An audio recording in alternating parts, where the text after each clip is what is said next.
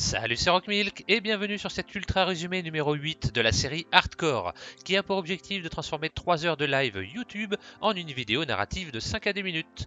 Bon visionnage et n'oublie pas de t'abonner. Ça fait un bon mois maintenant que j'ai pas arpenté mes terres et c'est avec un réel plaisir que je crapahute dans ces contrées verdoyantes.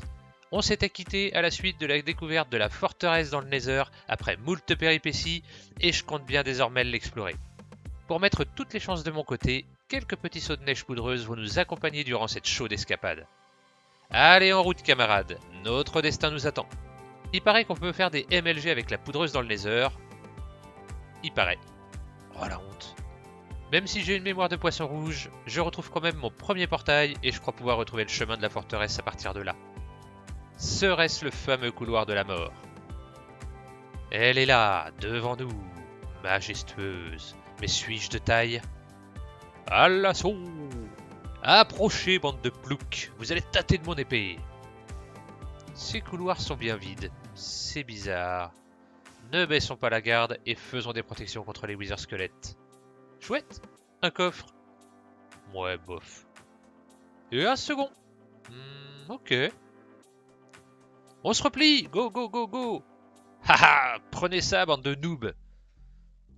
Je découvre alors un spawner à Blaze et je dois sûrement avoir des protections contre le feu car ma vie ne descend pas malgré les cachous qu'il m'envoie. Je décide donc d'y aller à la bourrine en plantant ma tente à côté du spawner et avec butin 3, c'est festival. On va récupérer 29 bâtons de Blaze en 5 minutes. Nickel. Allez, rentrons maintenant. Allons planter les verrues du Nether et les champis bruns dans la grotte du portail. Nourrir les élus m'avait tellement manqué et en plus maintenant, elles sont assez nombreuses donc elles meurent toutes seules. C'est l'achèvement d'un projet de toute une vie. On va se faire un petit peu d'exploration, et dans cette direction, on n'a pas dépassé un portail qui se trouvait à une centaine de blocs de là. Dans une forêt noire, encore un portail avec un coffre plutôt correct, et un azalée. Cool. Une lush cave doit se trouver juste en dessous. On y est, et franchement, j'adore vraiment ces grottes. Je les trouve sublimes et elles regorgent de ressources géniales. Des blocs de mousse, un axolotl, des arbustes d'azalée, des glowberries et d'autres trucs encore. Allez, retour à la surface et on pousse l'exploration un petit peu plus loin. Ouais, une jungle. On va pouvoir récupérer plein de trucs, même si mon inventaire commence à être légèrement plein. Allez, on s'en fiche, on ramasse tout.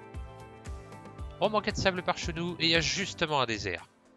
Et maintenant, un biome Mesa. Franchement, faudra qu'on se fasse un passage par le Nether pour venir jusqu'ici, mais pour le moment, il est temps de rentrer par la terre ferme.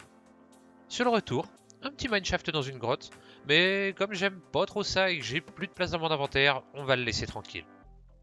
Du bambou, du bambou, du bambou. Les viewers veulent que je prenne d'assaut la tour de pillard, et comme je peux vraiment rien leur refuser, je prends quelques blocs de fer, des citrouilles, et en avant. Tremblez, brigands, et affrontez mon golem! Bon, bah je vais y aller solo alors, et comme un bourrin encore une fois. Donnez-moi ça.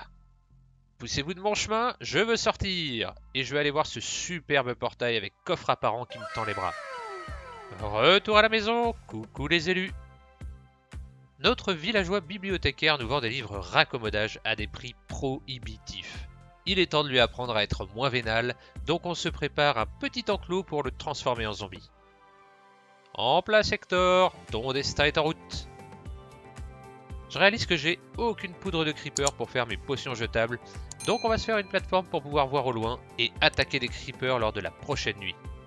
La nuit tombe justement, et même si on est en hardcore, on y va comme un bourrin. Je manque tout de même de me faire exploser la tête par derrière, et quelques petits groupes me donnent du fil à retordre, mais on va réussir à obtenir 13 poudres au final. Comme mes villageois refusent de faire des bébés, on va se lancer dans la création de la ferme à villageois de mes tutos. Ça nous permettra aussi d'attendre tranquillement la nuit prochaine pour ramener un nouveau compagnon à Hector. Voilà justement un candidat qui se présente. Le piège se referme. Mais comme j'ai oublié de lui donner une pelle, le zombie va dépop, laissant Hector seul avec ses livres. Je suis un noob. Regardez-les, ils courent après le travail comme des chiens derrière le facteur. Ça va être du gâteau. Les voilà prêts pour la ferme. Nickel. La nuit tombe et nos villageois sont bien en place. J'aime quand un plan se déroule sans accroc.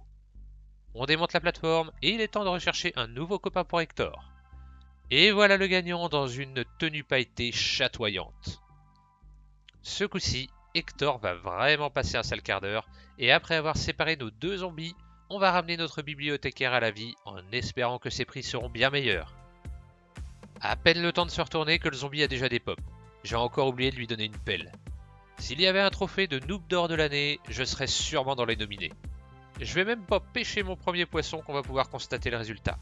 Une émeraude le raccommodage, on est bien. Très bien même. Allez hop hop hop, on ramasse un petit peu de canne à sucre et paf, 6 raccommodages prêts à être utilisés. Et c'est sur cette belle opération que s'arrête cette vidéo. D'ici le prochain live, portez-vous bien.